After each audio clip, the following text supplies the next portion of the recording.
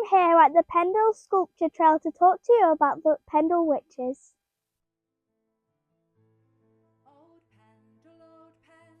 The Pendle Witches lived over 400 years ago. In the year 1612, that's way before electricity, cars, and even chocolate bars. Back then, people believed in magic and witches, much more than they do today. The story begins around Pendle Hill, where two families lived, the Demdikes and the Chattoxes. They were quite poor and sometimes they argued with each other. People said they knew magic, but most of the time they were just trying to survive.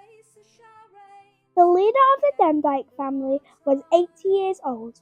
Back then, that was very old. One day, a young girl called Alison Davis was accused of using magic to hurt someone. Alison Davis asked the peddler for some metal pins. He said no. Later, he fell ill and people said Alison had bewitched him. The small moment started the whole witch panic.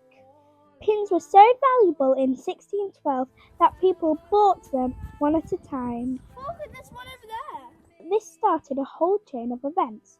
Suddenly, lots of people from the Pendle area were blamed for witchcraft. In 1612, the King of England, James I, was very scared of witches. He thought witches had the power to cause storms or illnesses, and when anything went wrong, people blamed, you guessed it, the witches.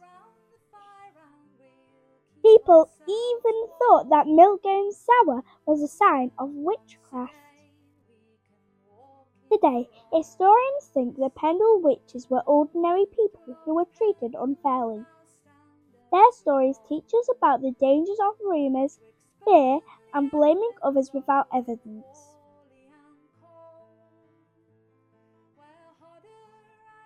The Pendle Sculpture Trail helps us remember these people, but in a magical, creative, and beautiful way.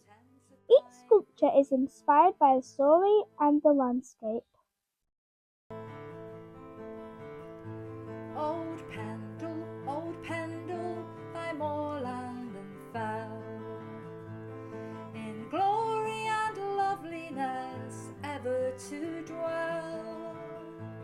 Through life's faithful journeys, where'er we may be, we'll pause in our labours and oft think of thee.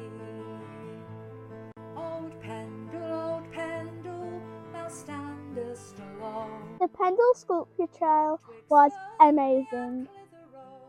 Wally and cold, where Hodder and Ribble's fair waters do meet, with Barney and Downham content at thy feet.